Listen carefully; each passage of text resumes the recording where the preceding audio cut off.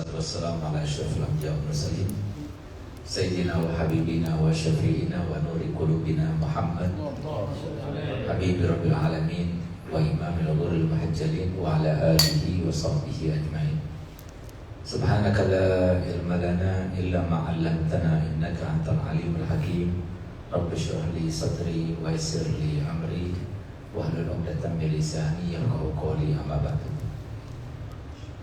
Yang saya hormati, saya muliakan para habaib, para syadaib, khususnya keluarga besar pada Al-Am Al-Habib Muhammad bin Al-Asjaf rahimahullah ta'ala, dan semua asatidzah, hadirin hadirat yang dimuliakan oleh Allah. Alhamdulillah, patut kiranya untuk kita panjatkan puja dan puji syukur kita kehadirat Allah Subhanahu wa taala. Karena pada sore hari ini alhamdulillah kita bisa memulai lagi rutinitas kita, akhwat wa banat al-batul rahimakunallah, yang biasa kita laksanakan setiap hari Ahad kedua setiap bulannya. Dan alhamdulillah kita memulainya dari rumah yang mulia ini, rumah yang banyak didatangi oleh para habaib, para solihin, para aulia. InsyaAllah semoga pada sore hari ini beda dengan kajian-kajian sebelumnya, membawa keberkahan bagi kita semuanya, membawa rahmah, maghfirah, keberkahan di dalam harta, keberkahan dalam keluarga, keberkahan dari ilmu dan pengamalan kita, insyaAllah. Amin ya rabbal alamin. Salawat serta salam tidak lupa kita aturkan, kita persembahkan kepada junjungan kita, pemimpin kita yang mencintai kita melebihi siapapun yang telah mencintai kita, itu Nabi kita Muhammad SAW, dan kepada seluruh sahabat, kepada seluruh pengikut sampai hari kiamat, dan tidak lupa kepada kerabat-kerabat Nabi SAW. Alhamdulillah, kajian pada sore ini sangat luar biasa karena temanya itu adalah tema yang sangat luar biasa. Kadang-kadang kita membuat sebuah tema, tapi tema itu adalah sebuah hayalan belaka ataupun angan-angan saja. Dan mungkin pada sore hari ini saya tidak katakan ini adalah sebuah hayalan atau sebuah angan-angan karena terkait dengan Sayyidatuna Khadijah, tapi yang kita harapkan daripada kajian ini adalah bidzikri shalihin tanzil rahmat, dengan disebutkannya nama orang saleh maka semoga rahmat Allah turunkan. Itu saja yang kita harapkan. Kenapa saya katakan itu yang paling bisa kita harapkan daripada kajian dan tema kali ini? Karena memang sosok walidatna wa ummuna Sayyidatuna Khadijah adalah sosok yang sangat luar biasa. Kalau seumpama Nabi kita Muhammad SAW dikatakan basyarun lakal basar, maka Sayyidatuna Khadijah itu mirip dengan sifat Nabi kita Muhammad SAW, karena hampir dikatakan sifat yang tidak baik pada seorang wanita yang memang Allah ciptakan sebagai kekurangan dan ujian bagi laki-laki, itu tidak ada pada diri Sayyidatuna Khadijah. Sehingga bisa dikatakan unsa lakal unsa, bashar unsa laisa ka bashar unsa. Jadi seorang manusia perempuan tapi tidak seperti manusia perempuan yang lainnya. Itulah Sayyidatuna Khadijah, sosok yang sangat luar biasa, yang sukses dalam dunianya, sukses juga dalam akhiratnya, yang kesuksesannya itu diakui bukan hanya oleh manusia tapi juga diakui oleh Allah Ta'ala, dan dipastikan kesuksesannya itu dipastikan di dunia sebelum di akhirat nanti. Karena Nabi SAW yang telah menjelaskan kesuksesannya tersebut bahwasanya satu-satunya surga nanti yang berbeda dengan surga-surga yang lainnya, bahkan walaupun daripada surga para Nabi dan Rasul, itu adalah Sayyidatuna Khadijah. Semoga kita termasuk yang nantinya bertetangga dengan surga tersebut sehingga kita bisa memandang dan berkumpul dengan Sayyidatuna Khadijah kelak di surga. Karena pada saat ini kita diharapkan untuk melihat wajahnya, dan semoga nanti kita termasuk yang berkumpul dengannya. Amin ya rabbal alamin.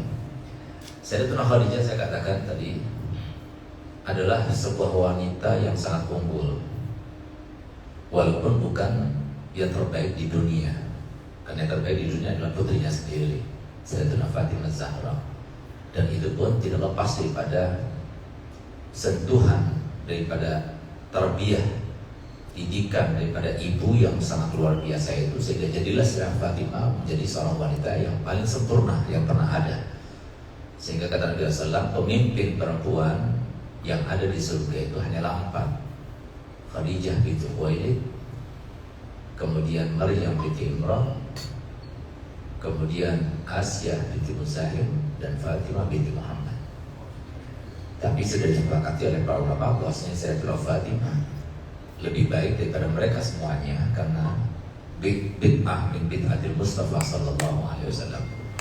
Padahal umur daripada Sayyidatuna Fatimah Zahra itu cuma 28 tahun, tapi bisa mengalahkan semua wanita yang terbaik yang pernah di dunia. Kenapa demikian? Sentuhan didikan daripada seorang ayah Al-Hanun dan juga seorang ibu yang sangat murabbiyah, sehingga kemudian didikannya itu dalam waktu yang singkat menjadi seorang istri pada Imam Ali bin Abi Thalib. Tapi yang singkat itu menjadi sangat luar biasa, seakan-akan panjang, yang bisa digapai oleh orang-orang yang berumur panjang tapi beliau hanya singkat menjalankannya. Nah, oleh karena itu maka penting kiranya untuk kita meniru. Banyak di antara kita sudah mendengar dan tidak asing lagi cerita tentang Sayyidatuna Khadijah. Siapa Sayyidatuna Khadijah? Sebagaimana kita ketahui, di dalam diri seorang wanita yang termulia ini ada kelebihan, ada kekurangan. Tapi kekurangannya itu justru ditutupi dengan kelebihan yang sangat luar biasa, sehingga tadinya kekurangan kan kemudian menjadi sebuah kelebihan.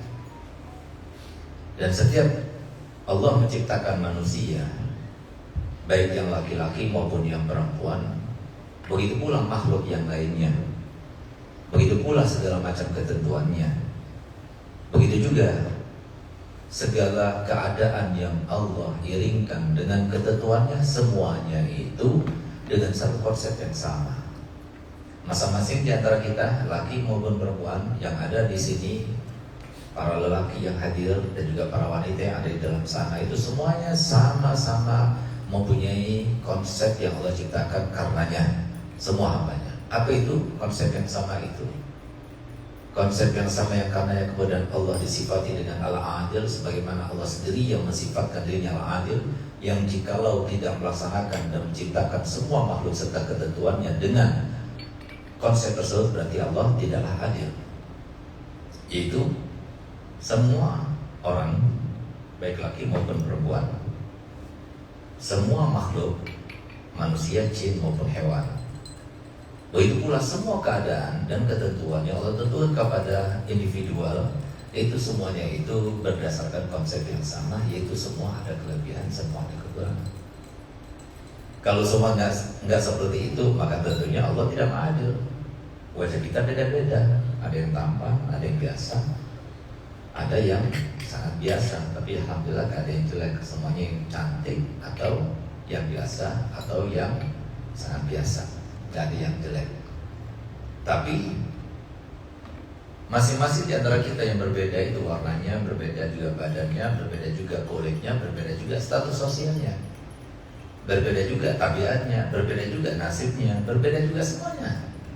Sehingga disitulah makanya Allah Ta'ala menciptakan itu semuanya itu dengan rata dengan keadilannya. Jangan pernah kita mengatakan, oh karena kita seorang ustadz, seorang dai, seorang alim, seorang habib, seorang dzurriyyah, maka berarti kita itu melebihi, modal kita melebihi dari yang lain. Tidak, karena di sisi lain kita ada kekurangannya. Nah, begitu pula mereka yang kaya, mereka yang miskin, mereka yang cantik, mereka yang biasa, itu semuanya itu ada kelebihan, ada kekurangannya.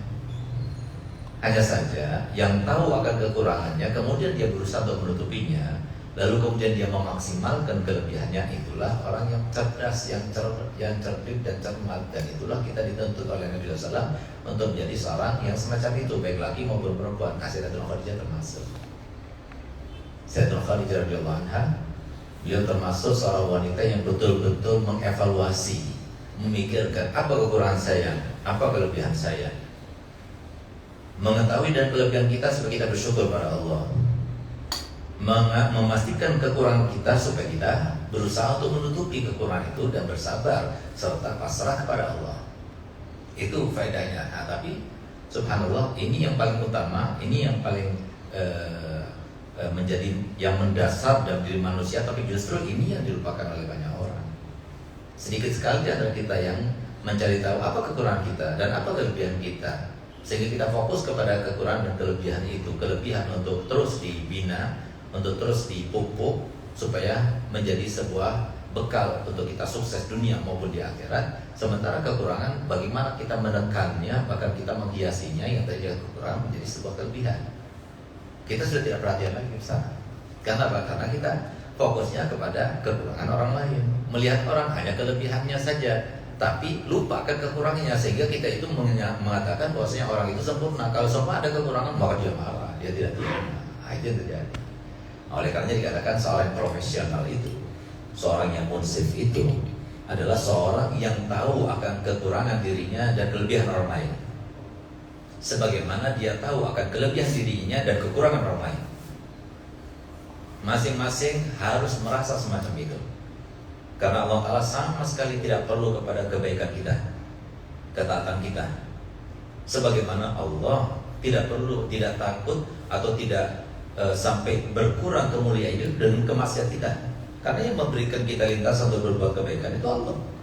Allah menciptakan kebaikan, Allah menciptakan keburukan. Jadi sama sekali Allah tidak peduli dengan kebaikan maupun keburukan itu.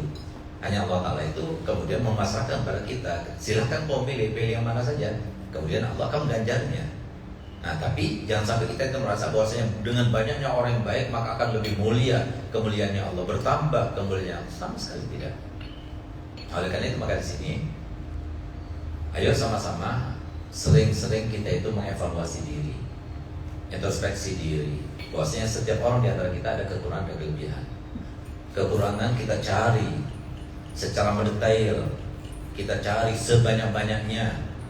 Sebagaimana kelebihan juga kita cari seluas-luasnya. Untuk apa? Kelebihan kita pupuk supaya menghiasi diri kita, kekurangan kita tekan supaya jangan sampai mencuat.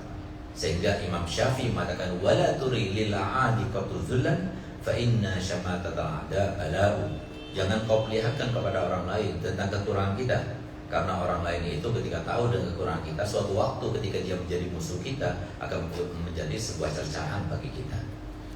Oleh karena itu maka di sini setelah kita tahu hal itu, kemudian yang kedua yang harus kita ketahui adalah kita ini hidup di dunia bukan dengan rencana kita.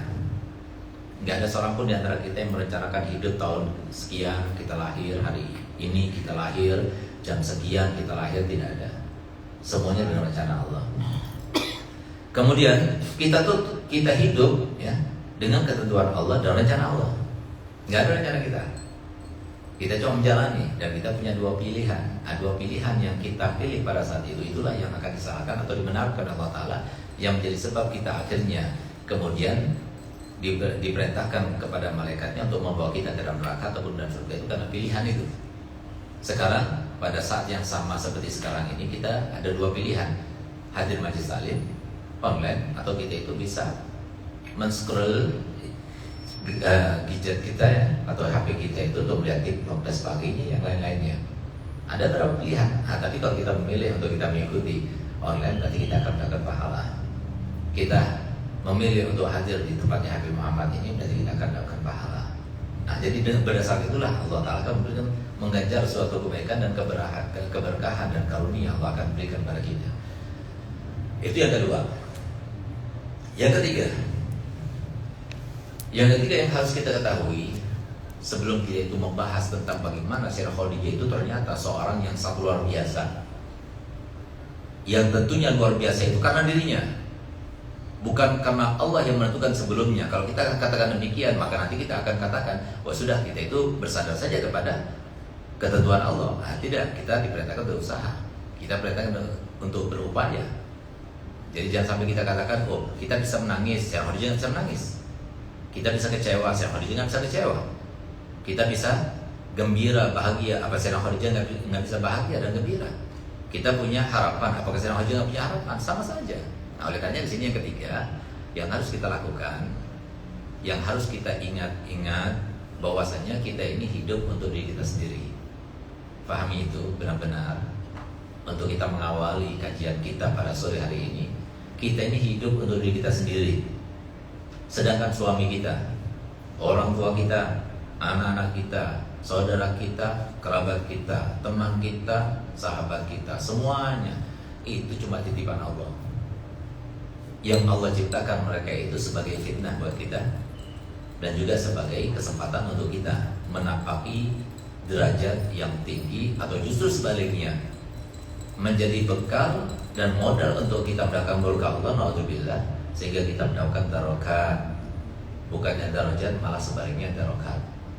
Nah, kalau kita sudah tahu 3 hal itu, Sayyidatuna Khadijah adalah seorang wanita yang dari mulai semenjak tidak mengenal Nabi kita Muhammad SAW, karena terpaut umurnya itu jauh, yaitu umur 15 tahun beda antara Nabi SAW dengan Sayyidatuna Khadijah. 15 tahun Sayyidatuna Khadijah, Nabi Muhammad baru lahir.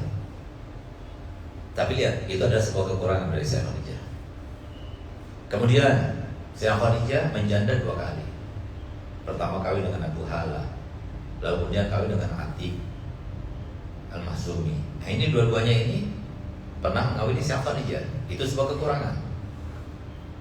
Kemudian yang ketiga, dia sudah punya anak, sehingga dikatakan kalau ada satu orang yang dia itu membuat sebuah kitab, di mana kitab itu dikumpulkan berbagai macam alasan yang dikemukakan oleh seorang yang bijak kepada orang yang meminta nasihat kepadanya untuk kawin. Kamu kawin sama perempuan ini, kamu kawin sama perempuan gini, begini sifatnya, begini, kumpulkan. Karena sesuai dengan nazarnya, dia tidak akan kawin kecuali sampai dia mendapatkan fatwa dan kalam bijak, kalam hikmah daripada mereka yang memberikan nasihat kepadanya untuk memilah-milih perempuan yang kayak gimana yang mau dinikahinya. Sampai akhirnya dia ketemu sama orang yang ke-100, penutupan. Sementara dia itu mencari 100, tipikalnya kayak gimana, mau menutup bukunya itu dengan mencari fatwa dan meminta fatwa serta minta nasihat untuk menikah dan bagaimana ciri-ciri wanita yang akan dinikahinya itu kepada orang yang 100 itu, dia mendapatkan kesulitan. Yang kayak gimana tipikalnya, semuanya ada. Yang orang alim sudah, yang pengusaha sudah, yang ini sudah. Maka akhirnya dia bilang, pokoknya siapa saja yang saya temui di jalan pertama kali, ya udah saya mau tanya. Ternyata yang pertama kali temui adalah orang gila. Maka kalau dia sudah berazam seperti itu, maka dia tetap dia datang ke orang gila itu dan dia bertanya, saya mau kawin, menurut kamu nasihat kamu untuk saya itu memilih perempuan itu seperti apa? Dia ketawa. Lalu dia mengatakan, perempuan cuma ada 3. Perempuan yang pertama semuanya baik untuk kamu, dia adalah seorang wanita perawan, semuanya baik untuk kamu. Yang keduanya, semuanya tidak baik untuk kamu, yaitu wanita janda punya anak. Yang ketiga, wanita yang tidak baik juga buat kamu dan tidak perlu juga buat kamu, yaitu janda yang belum punya anak. Nah ini subhanallah, akhirnya orang tersebut mengatakan, jadi semua isi buku itu dikalahkan dengan hanya 1 fatwa itu. Nah, kenapa? Karena memang di dalam diri seorang wanita yang perawan itu semua kebaikan ada di situ, semua keburukan juga ada di situ, tergantung bagaimana dia itu menghiasinya. Oleh karena banyak di antara kita yang sudah salah berbuat karena tidak melandasi muamalah zaujiahnya itu dengan ilmu, sehingga kemudian dia itu sudah terkadung apes, nggak bisa mendidik istrinya, ya sudah selanjutnya seperti itu.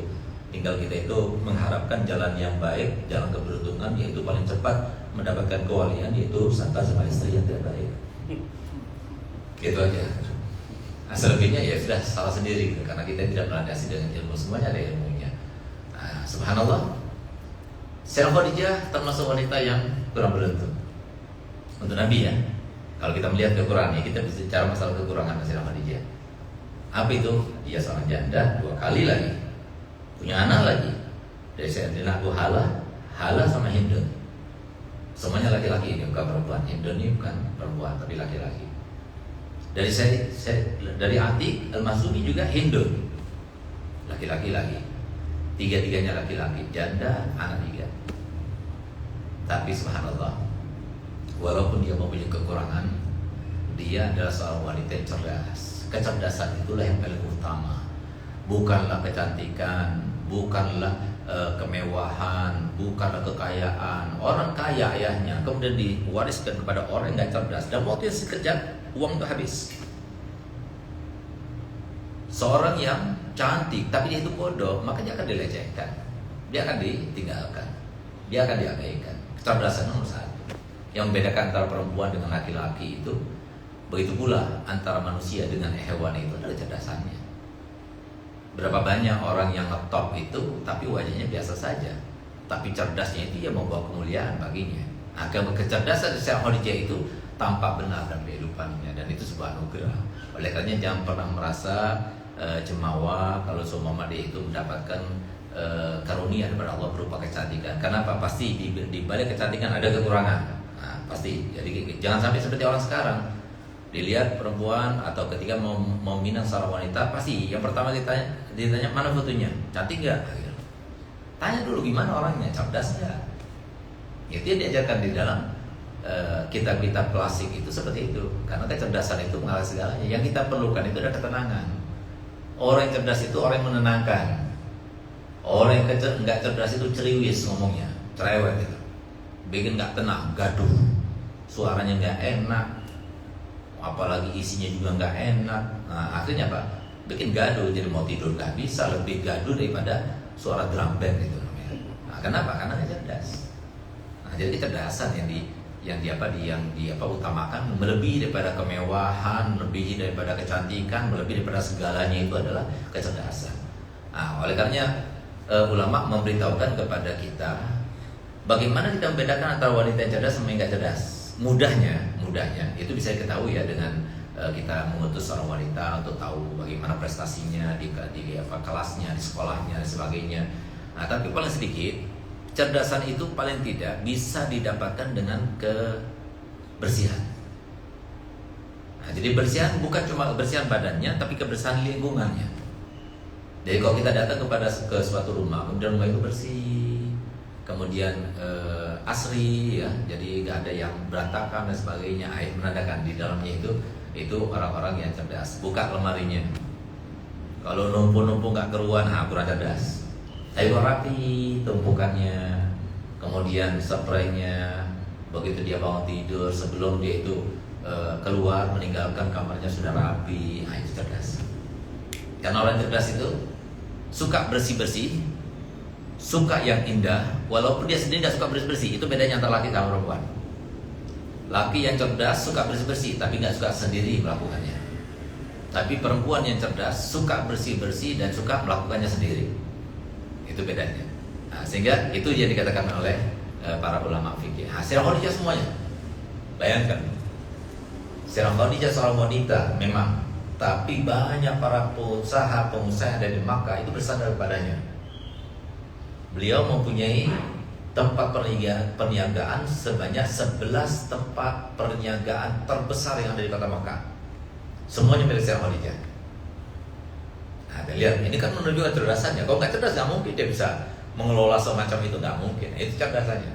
Nah, sehingga kecerdasannya itu, ketenangannya itu kemudian menjadi sebuah keunggulan baginya. Ini diantara keunggulan Sayyidah Khadijah, kelebihan Sayyidah Khadijah yang dimaksimalkan olehnya. Sehingga begitu dia tahu bahwasanya Nabi kita Muhammad SAW adalah calon Nabi, calon Rasul, maka beliau itu mensinergikan diri, belajar kepada beliau bagaimana caranya menghadapi kehidupan ini. Secara tidak langsung, Nabi kita Muhammad SAW diangkat menjadi seorang Nabi setelah umur 40 tahun. Sementara beliau kawin dengan Sayyidah Khadijah dari mulai umur 25 tahun. Berarti 15 tahun sebelum kenabian itu bersama Sayyidah Khadijah. 15 tahun itu cukup Sayyidah Khadijah itu belajar padanya. Cuma masalahnya di sini, apakah bisa Khadijah sekarang ini belajar kepada suaminya? Nah, ini penting ya, penting difahami juga. Soalnya apa? Ada sebuah kaidah yang mengatakan awwalu ma yuhramu barakatul alim ahlu walad. Pertama kali akan diharamkan keberkahan seseorang itu justru istrinya dan anak-anaknya. Kenapa? Karena mereka itu melihat basyariah. Sayyidah Khadijah tidak pernah melihat basyariahnya Nabi Muhammad. Selalu yang dipandang itu khususiyahnya Nabi Muhammad. Jadi kenapa sih? Kadang-kadang seorang alim itu begitu itu mengajar, orang-orang rebutan duduk di depannya, mereka mendengar, tapi istrinya sendiri dia pergi, anak-anaknya pergi, dan mengikuti dan sebagainya. Kenapa? Karena mereka itu menganggap ayahku biasa saja, suamiku biasa saja dia tuh kok tidur ngorok, perutnya gendut, dia tuh kadang-kadang kok makan banyak dan sebagainya. Itu yang dilihat, seperti yang dilihat oleh Abi Lahab kepada Nabi Muhammad SAW. Muhammad itu biasa pergi ke pasar, berbicara dan sebagainya, nggak ada kelebihan. Itu dilihat kesatiannya, tidak pernah melihat khususnya. Itu yang menjadi kendala utama. Kenapa banyak istri-istri orang alim itu ataupun keluarga orang alim itu kok nggak seperti ayahnya, kok nggak seperti suaminya dan sebagainya. Itu sebabnya seperti ini. Jadi antum bisa. Kenapa sih Khadijah bisa? Jadi di sini yang harus kita terapkan dalam kehidupan ini adalah sebagaimana hal itu menjadi metode dakwah kami ya. Metode dakwah itu yang benar kalau menurut kami ya, menurut penelitian kami dan yang kami terapkan. Di dalam dakwah itu kita harus ada unsur Al-Quran dan hadis Nabi sebagai landasan daripada dakwah itu. Harus. Karena yang berlaku di muka bumi ini adalah semua aturan Allah, dan aturan itu bersumber daripada Al-Quran dan hadis Nabi kita Muhammad SAW. Itu yang pertama. Yang kedua, kita harus mengkaitkan antara Al-Quran dengan hadis Nabi SAW dengan kehidupan yang terkini. Apa kaitannya? Bagaimana kita membuktikan bahwasanya Al-Quran itu benar-benar apa yang telah disampaikan Allah Ta'ala itu benar adanya, begitu pula apa yang disampaikan Nabi Muhammad SAW. Begitu terkait, maka tinggal satu hal untuk kita mengatakan kepada yang hadir itu, iya ya, benar juga ya, iya ya, sampai ada seperti itu. Apa itu? Kita perlu seorang profil untuk dijadikan sebuah contoh dan idola. Harus ada itu. Dalam kehidupan itu harus ada.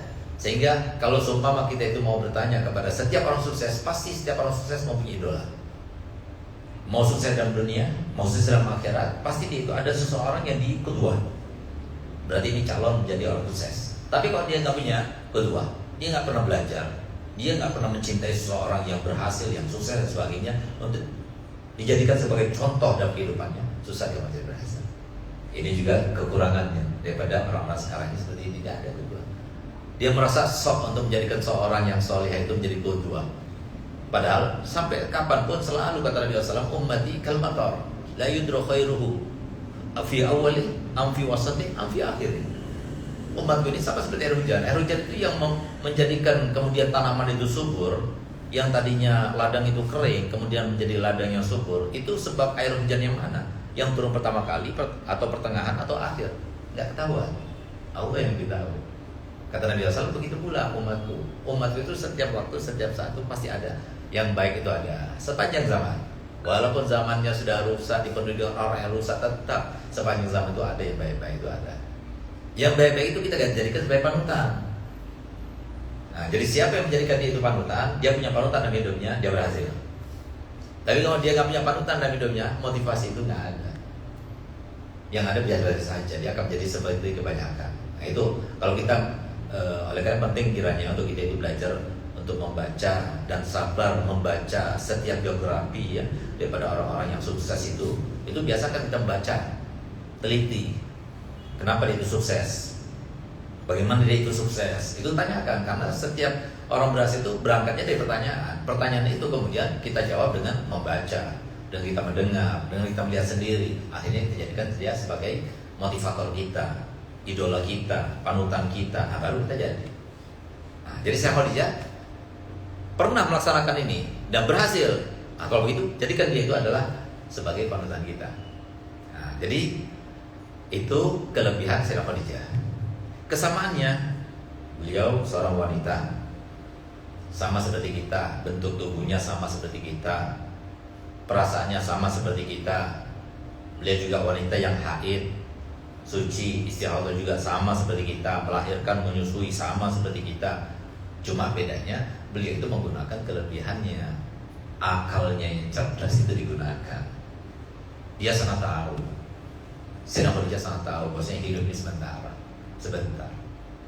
Kita semuanya sudah berumur 40 tahun lebih ataupun 50 tahun lebih, kita bisa melihat dan bisa mengulang kembali, merelay kembali sejarah hidup kita. Dulu waktu kita itu masih ada orang tua, sekarang sudah meninggal orang tua. Kemudian dulu sebelum kita itu kawin, sekarang setelah kawin. Dulu waktu kita punya anak 1, 2, 3, itu kan waktunya cepat begitu saja. Sehingga pantas kalau Imam Ali itu mengibaratkan yang namanya waktu itu seperti pedang. Sampai se-ekstrem itu Sayyidina Ali bilang iya. Karena kalau kamu tidak membunuhnya, dia akan membunuh kamu. Waktu itu akan berlalu begitu saja, seiring dengan bagaimana lingkungan kita. Nah, lingkungan kita itu orang yang hebat, kita akan menjadi orang hebat. Tapi lingkungan kita menjadi orang yang tidak hebat, ya kita akan ikut seperti mereka. Saya Khalid seperti itu. Dia menggunakan hidup ini sebentar. Hidup ini ujian. Hidup ini cobaan. Hidup ini bukan seperti yang kita mau. Tapi hidup ini kita harus menjalani seperti yang Allah mau. Masalahnya Allah berkehendak kepada kita, maunya Allah daripada kita itu harus meresponnya sesuai dengan perintah Allah dan Rasulnya. Apa yang diperintahkan Allah, lakukan. Yang dilarang oleh Allah Ta'ala, jangan lakukan. Nah, itu adalah keberhasilan yang sangat luar biasa. Nggak mungkin seorang itu bisa melaksanakan itu tanpa ilmu. Lalu kemudian setelah punya ilmu tanpa mujahadah, nggak mungkin. Harus dengan ilmu, harus dengan mujahadah. Syekh Khadijah dengan kecerdasannya, dia itu belajar kehidupan itu kepada misalnya Waraqah bin Nawfal, kemudian kepada Nabi Muhammad SAW secara langsung. Dia begitu takjub dengan akhlaknya. Dalam waktu yang singkat, dia tahu ternyata laki-laki dan perempuan itu beda wataknya. Sehingga Allah Ta'ala firman, walaysa dzakaru kal unsa. Lalu kemudian ulama ahli sosial, ilmu sosial, mereka mengatakan bahwasanya inti daripada seseorang meraih adaptasi dengan cepat antara kedua pasangan suami istri itu adalah bagaimana mereka dewasa. Ketika mereka itu cepat dewasanya, cepat adaptasinya. Ketika cepat adaptasinya, cepat litas kuno ilaiha itu cepat kita dapatkan. Tapi kalau tetap nggak dewasa seperti anak-anak terus, ya seperti itu terus kejadiannya sampai akhirnya seperti anak-anak. Namanya menceraikan itu, mentalak itu biasa saja, nggak peduli dia mau cerai, mau ini, mau yang terjadi begini, nggak peduli, seperti anak-anak. Kenapa? Karena nggak dewasa. Nah, jadi kembali lagi pada kedewasaan. Nah, sehingga apa? Nggak sama, antara laki sama perempuan nggak sama. Laki-laki itu Allah Ta'ala berfirman dalam Al-Quran, walaysa dzakaru kalau kita nggak sama. Jadi jangan samakan suami kamu dengan kita perempuan, ataupun jangan samakan istri kita dengan kita, bukan level kita. Perempuan levelnya perempuan sama perempuan sama perasaannya. Kita sama laki-laki sama. Kita punya cemburu kita itu sama seperti cemburu antum sebagai laki-laki. Tapi cemburu kita sama perempuan beda. Loman kita sesama antum sama, tapi kalau loman kita sama perempuan beda.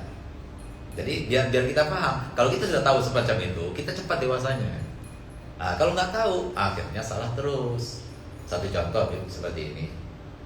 Kita mandang nih, laki-laki mandang ya. Mandang ini kan ke depan, fokus. Perempuan itu bisa lihat sini. Anda lihat gini, perempuan itu bisa lihat sini. Kita nggak bisa. Kita hebatnya perempuan, tapi perempuan nggak bisa melihat jauh di sana, nggak bisa. Karena kita pandangannya itu pandangan pemburu. Kalau mereka itu penjaga, beda. Jadi ini satu contoh.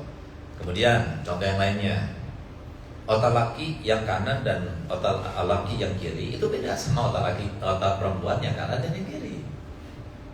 Susahnya juga beda. Jadi yang namanya melalui penelitian dilakukan oleh mereka, ya, ahli psikiater, itu dikatakan bahwasanya otaknya laki-laki itu, otak susahnya itu berada di sebelah kanan.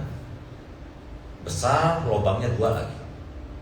Sementara perempuan itu otak susahnya itu banyak, tapi kecil-kecil, banyak. Sehingga kalau sudah laki-laki dalam keadaan mahmum, dalam keadaan sumpah, dalam keadaan stres, mau ngapain saja susah. Tapi stresnya laki-laki tidak mengganggu kepada lihat benda, lihat HP, main bola, masih bisa. Nah, tapi kalau urusan untuk hitung-hitungan, ngajar dan sebagainya, nggak bisa. Beda sama perempuan, beda. Perempuan ini lagi masalah sambil nangis, sambil ngolok, sambil bisa. Nah, jadi itu harus kita bedakan. Gitu. Nah, laki-laki nggak suka lihat wajah, mohon maaf. Gitu. Perempuan senang dilihat wajahnya. Nah, sehingga kalau kita itu samakan laki-laki harus seperti saya senang kalau ngomong itu kamu lihat wajah saya, nggak bisa. Karena laki-laki itu lihat sebentar udah paling. Jadi jangan salahkan dia. Nah, oleh karenanya jadi boleh ya perempuan itu untuk mengikuti kajian daripada seorang dokter psikiater luar biasa bagus dia. Dan insya Allah sebentar lagi kami akan berkolaborasi dengan beliau Dr. Aisyah Dahlan ya. Itu akunnya di IG-nya ada, di TikTok-nya juga ada. Itu bagus sekali. Dia itu seorang teoritis dan juga seorang praktisi. Karena dia itu betul-betul menyingkronkan antara ilmu watak itu antara laki dan perempuan itu dan kehidupannya sendiri. Sehingga di dalam kehidupannya sendiri dia katakan ternyata yang membuat kita itu dulu begini itu salah itu karena begini. Dia tahu.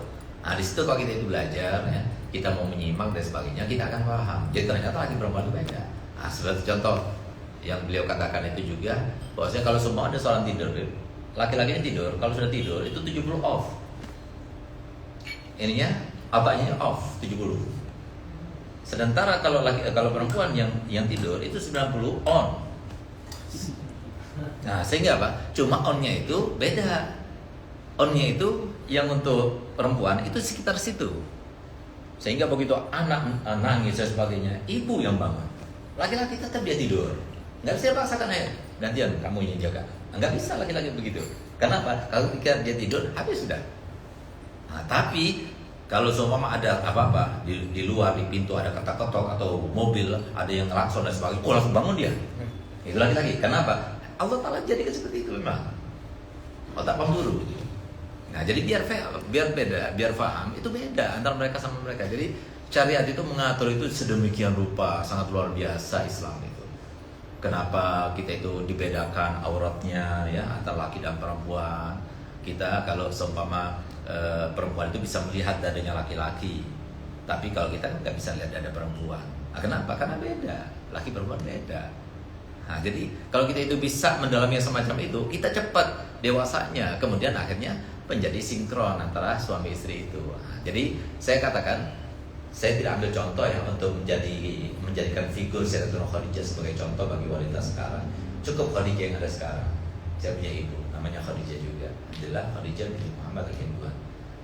Wallahi demi Allah saya bersumpah, semenjak kami kecil sampai sekarang, kami nggak pernah, dan semenjak anak punya Umi berkumpul dengan saya punya abah selama 27 tahun sampai meninggal abah saya tahun 99, demi Allah nggak pernah bertengkar sekalipun, nggak pernah marah sekalipun, nggak pernah minta kepada suami, nggak pernah sama sekali pun, nggak pernah membantah sekalipun, nggak pernah. Kenapa bisa seperti itu? Emang saya punya ibu Khadijah dengan perempuan sekarang beda? Sama saja, cuma beliau itu mujahadah. Sama saja Khadijah seperti itu. Sehingga lihat dengan pengakuan Nabi kita Muhammad SAW yang sudah pasti disifati ucapannya dalam Al-Quran, ma yantiqu anil hawa in huwa illa wahyun yuha. Nabi SAW mengatakan, demi Allah, tidak pernah terlintas dalam hatiku saya Khadijah untuk melakukan sesuatu sebelum aku mintanya dia sudah melakukannya dulu. Berarti kan hebat, cerdasnya dia. Dia tahu dengan peka sekali dengan keinginan saya suami. Kemudian nggak pernah aku mendengar dari Sayyidah Khadijah mau perkataan, mau tindakan, yang membuat aku kepikiran atau susah atau galau pikirannya, nggak pernah. Ini kan luar biasa. Berarti Sayyidah Khadijah itu adalah wanita yang tidak mujahadah. Sakit juga, sama dia melawan juga. Dia tahu hidup di dunia seperti itu memang. Nggak ada satu orang pun yang sukses di dunia, mau dia muslim maupun non muslim, kecuali yang melawan nafsunya. Kemudian dia itu melakukan mujahadah yang sangat luar biasa, baru dia itu akan sukses. Tapi kalau tidak, dia tidak akan sukses. Oleh karena itu maka di sini difahami benar-benar bahwasanya Sayyidah Khadijah itu merupakan sebuah figur, bukan khayalan sebetulnya.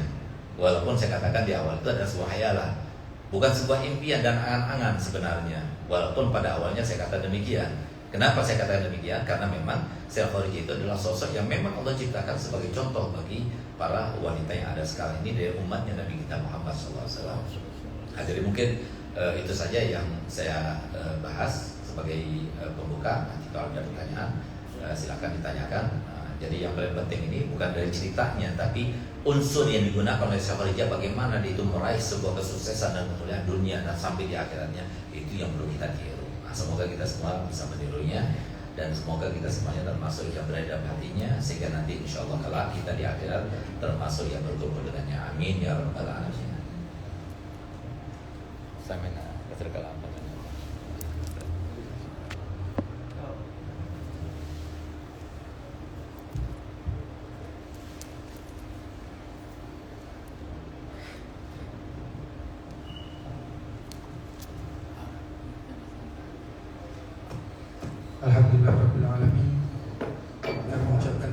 kasih kepada beliau Habib Dr. Sekar Hasan Baharun, jazakumullah ahsanal jazak.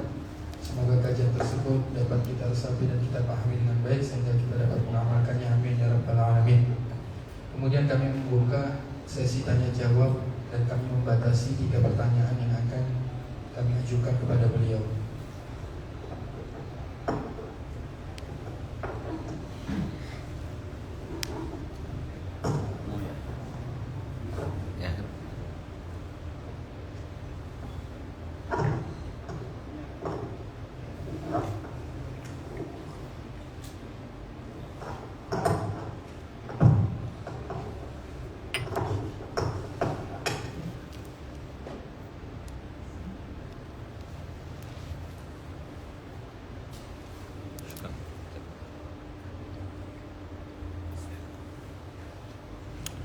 Silakan bagi yang ingin bertanya bisa bertanya langsung dengan mikrofon. Assalamualaikum Ustaz. Mau nanya, sebagai sekarang kepengen kita sedang umroh, tapi di sisi lain kita berhadapan dengan suami-suami yang kalau saya bilang ya kurang mendukung kita untuk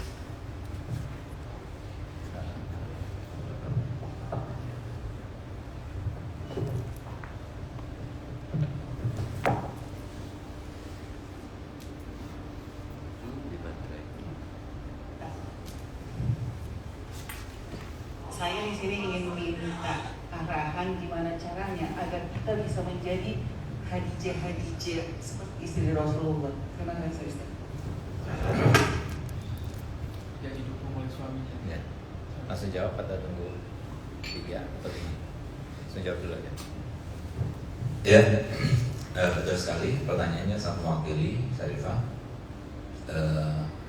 Dan semua pertanyaan yang kita tanyakan secara langsung maupun masih berada di dalam benak-benak kita dan pikiran kita, itu semua ada jawabannya dalam syariat. Karena Allah Ta'ala dalam Al-Quran telah berfirman, ma farratna fil kitabi min syai'. Nggak ada yang terbiarkan, semuanya sudah dibahas.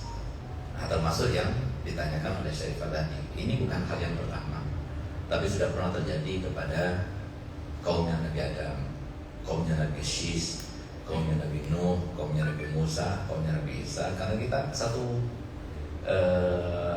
makhluk yang sama, yang Allah ciptakan. Mungkin posturnya aja yang beda ya. Tapi ciptaan dasarnya Allah, organ-organ tubuh yang Allah ciptakan, begitu pula sifat, organ dan juga penggerakannya dan sebagainya itu semua sama. Nah, sehingga kemudian Nabi SAW memberikan sebuah gambaran untuk menjawab yang semacam ini. Karena mohon maaf ada kadang-kadang ya di antara kita terutama para habaib itu kan selalu kalau ada dikasih nasihat, kamu itu gimana sih? Coba jadi solihah seperti Khadijah. Akhirnya dijawab si Syarifah, iya anak mau jadi seperti Khadijah, asalkan suaminya seperti Nabi Muhammad. Nah, kan selalu ada seperti itu. Nah, itu tentunya bukan jawaban yang 100% salah. Benar juga, ya benar juga. Cuma harapan itu terkadang nggak sesuai dengan kenyataan. Setiap orang pasti berharap seperti itu, tapi kenyataannya tidak sesuai dengan harapannya. Tapi yang perlu kita pahami bahwasanya ada sebuah harapan yang bisa kita gunakan. Harapan itu sudah Allah tunjukkan melalui Al-Quran maupun hadis Nabi SAW. Di antaranya, dengarkan baik-baik, Allah Ta'ala firman, Nabi SAW bersabda dalam hadisnya, innal birra la yabla wa dzamba la yunsa wa dayyan la yamut fa'al ma syi'ta fa kama tadinu tudan. Yang namanya kebaikan tidak mungkin sirna. Yang namanya dosa tidak mungkin dilupakan. Yang namanya zat yang maha menuntut balas selalu ada, mengawasi dan mawas diri. Kalau kamu sudah tahu 3 hal itu, kata Muhammad, silakan lakukan mas ya, silakan. Mau zamannya Nabi, mau zaman tabiin, mau zaman sahabat, mau zaman sampai kapan saja, silakan. Yang melakukan kebaikan, silakan lakukan kebaikan. Tapi ingat, apapun yang kita lakukan itu hutang kepada Allah. Paham kan itu? Nah, jadi berarti apa? Suaminya tidak baik, ya. Jangan kita itu nunggu suami baik sampai kita itu mau jadi baik. Tunggu suami baik, enggak. Kita itu kan pengen dapat upah secepatnya daripada Allah Ta'ala kan. Jangan pedulkan orang. Nabi SAW dalam hadis lainnya sudah memberikan sebuah gambaran himbauan kepada kita, la takunu imma'a. Jangan kamu jadi orang imma'a. Siapa imma' ya Rasulullah? Imma' itu adalah in ahsanin nas ahsanna wa in asa'an nas asana. Kalau semua orang itu baik, kita ikut baik. Kalau semua orang itu jelek, kita ikut jelek. Jangan. Wattinu qulubakum, kata Rasulullah. Kuatkan hati kamu. Tapi kamu katakan, kalau seumpama orang itu baik, saya harus lebih baik. Kalau orang itu berbuat buruk, berkelakuan buruk, saya tidak mau seperti mereka, saya akan berbuat baik. Nah, itu yang harus dilakukan. Itu bukan ima'ah gitu. Nah, jadi begini, saya akan katakan tadi, berbuatlah untuk diri kita sendiri, sementara yang lain itu titipan sama Allah Ta'ala. Dan buktinya Pak, mohon maaf, ketika kita meninggal dunia, dan meninggal dunia itu sudah ada jadwalnya, tinggal nunggu waktu. Mau yang ditentukan mati dulu kita, ataupun istri kita, atau pasangan kita, orang tua kita, siapa yang datang jadwalnya dulu, ya dia sudah akan meninggal. Nah, ketika dia itu meninggal, siapa yang ikut? Suami mau ikut. Mohon maaf, jadi banyak suami sekarang ini yang mendoakan istri dia cepat mati. Kenapa dia mau kawin lagi nggak berani? Akhirnya dia doakan itu diantara biar kita paham. Jadi ini sesuai dengan yang disampaikan Allah Ta'ala. Inna min azwajikum wa auladikum aduwwun lakum fahdharuhum. Sungguh di antara suami kalian, anak kalian itu adalah musuh buat kalian. Awaslah kalian, berwaspadalah kalian. Nah, jadi ini yang terjadi. Jadi mereka itu orang lain. Anak kita, walaupun kita keluar dari rahim kita, tapi itu orang lain, itu titipan, itu hanya lewat kita saja. Allah berkehendak dia itu menjadi orang sendiri. Nah, makanya Allah, Nabi SAW kemudian menjelaskan dalam hadisnya, Innal abda ma baina makhafatain. Sesungguhnya seorang hamba itu harusnya ada di antara dua ketakutan yang selalu dibayangkan itu dua hal. Baina waqtin qad madha, antara waktu yang sudah berlalu, ma yadri mallahu sa'an fihi. Allah tidak tahu, kita tidak tahu apa yang terjadi di masa yang lalu. Kita ini sudah umur sekian, tentunya kita berbuat baik, tentunya kita juga pernah berbuat salah. Apakah salah kita sudah dimaafkan? Apakah kebaikan kita pasti diterima? Kita nggak tahu. Kemudian sisa daripada waktu yang ke depan kita nggak tahu sampai kapan. Lalu apa akan kita isi? Apa kebaikan, apa keburukan? Kita nggak tahu. Nah, maka kemudian Nabi SAW berpesan kepada kita, falyatazawwadil abdu min nafsihi li nafsihi. Hendaknya setiap orang itu berbuat bukan orang lain, untuk dirinya sendiri. Kalau semua sekarang ini ada orang tua, oh ini anaknya fulan, dia dapat kehormatan juga, kamu lihat juga, itu imbasnya. Bukan karena pekerjaannya dia, upahnya dia, tidak, upahnya nanti di akhirat. Itu imbasnya saja.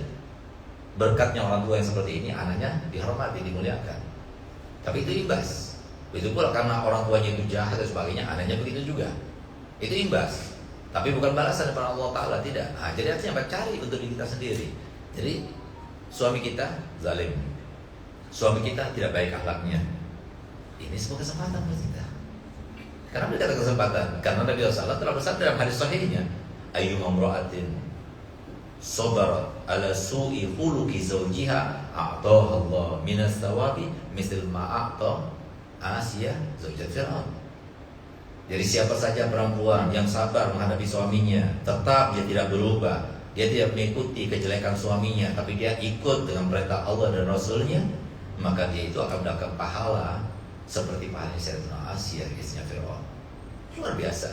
Begitu pula sebaliknya, suami yang dapat istri yang tidak baik, maka kemudian Nabi SAW meneruskan hadisnya, wa mamri'in sabara ala su'i khuluqi zawjiha a'tahu Allah minas thawabi mithal ma a'ta Ayyub ala balai. Tidak ada seorang pun laki-laki yang kemudian sabar kepada istri yang tidak baik itu, kecuali pasti Allah Ta'ala akan memberikan pahala kepadanya seperti yang Allah berikan pahala kepada Nabi Ayyub terhadap balanya. Semata buat kita. Kapan lagi? Waktu ini terbatas. Nggak ada sebab kebetulan, Beb. Kebetulan, Beb, saya dapat suami kayak begini, Beb. Padahal saya itu berangan-angan seperti ini. Nggak ada kebetulan. Allah sudah merencanakan. Nanti sifatnya kayak begini. Ini yang porsinya itu pas ini.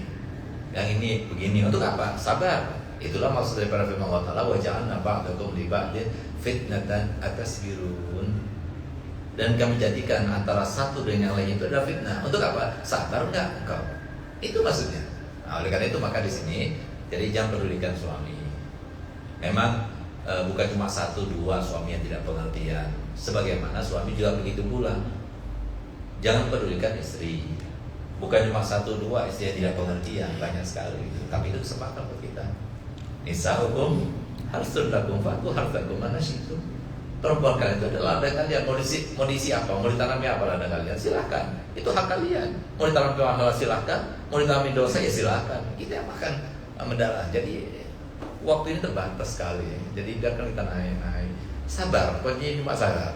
Sebagaimana kata Nabi Ali bin Syihab, nahnu fi zamanin nahtaju ila sabrin katsir walakin sabruna qalil. Kita ini berada di zaman di mana zaman seperti sekarang ini memerlukan pada sabar yang banyak, tapi sabarnya kita sedikit. Apalagi zaman kita ini zamannya Habib Alwi yang sudah hampir 70 tahun yang lalu. Apalagi sekarang zamannya. Jadi sabar, Allah tidak akan membiarkan. Allah melihat, Allah menyaksikan, Allah mengangkat. Bahkan coba lihat, kalau kita bertanya kapan Allah itu bersama kita dan paling dekat bersama kita, Allah Ta'ala melalui lisan mulia Nabi kita Muhammad SAW telah berfirman, Ana indal muqassirati qulubuhum min ajli. Aku ini berada di dalam hati orang yang terluka hatinya karena aku. Kenapa dia terluka hatinya? Aku yang menentukan. Aku kasih suami kayak begini, aku kasih istri yang kayak begini, aku yang menentukan. Di saat itu kalau dia itu justru mau menggunakan kesempatan, justru saat yang paling mulia. Ketika dia itu disakiti, ketika dia dilukai, ketika dia itu mendapatkan suatu balasan yang tidak baik daripada suaminya, justru itu suatu kesempatan mulia. Kenapa? Di situ ada Allah. Nah, sehingga satu gambaran lagi untuk kita itu harusnya bersyukur bukan bersabar, karena semua yang ditentukan Allah adalah yang terbaik. Adalah Nabi Muhammad itu telah menjelaskan kepada kita bahwasanya nanti ketika kita berada di alam barzah, di alam mahsyar, semuanya ditentukan. Amal ini pahalanya ini pahalanya ini, ditunjukkan semuanya. Ini pahala sholat kamu, pahala sedekah kamu. Kemudian ada satu yang lebih besar tapi nggak ada labelnya, sehingga dia bertanya, beli Arab itu punya aku, ke dia punya aku. Itu pahalanya apa? Itu pahala sabar kamu ketika aku berikan kamu dari Tuhan yang tidak kaya. Di saat itulah kata Nabi Muhammad, dia berangan-angan andai kata semenjak aku lahir sampai aku meninggal dipenuhi dengan cobaan-cobaan, alangkah senangnya sekarang ini aku. Jadi rasakan, jangan lihat orangnya, jangan pernah lihat suaminya. Makanya ibu-ibu ya, syarifah-syarifah, jangan pernah cinta pada suami, rugi cinta pada suami. Sebagaimana kita jangan cinta pada istri, tapi kalau mau cinta sama Allah Rasulnya, nggak pernah menyakiti kita. Tapi kalau suami yang kita cintai, nanti suatu waktu sudah kita cintai, katanya dia mencoba kita, sakit hati kita. Ngapain kita cintai dia? Cintai fungsinya. Sama seperti HP yang mahal-mahal ini, jam dan sebagainya. Ini cintai fungsinya. Jangan cintai bendanya, jangan. Nah, tapi fungsinya suami itu apa? Mendekatkan diri kita pada Allah, menggapai kita ridhonya Allah. Nah, itu fungsinya. Jangan cintai orangnya. Kalau cintai orangnya nanti keluar berpikirin, terlambat dipikirin, sampai nggak bisa tidur. Hanya tanya, kamu berangkat sama siapa? Mana? Ngapain kita begitu? Waktu terbatas. Jadi percaya pada Allah SWT. Oke. Ya. Wagat udah.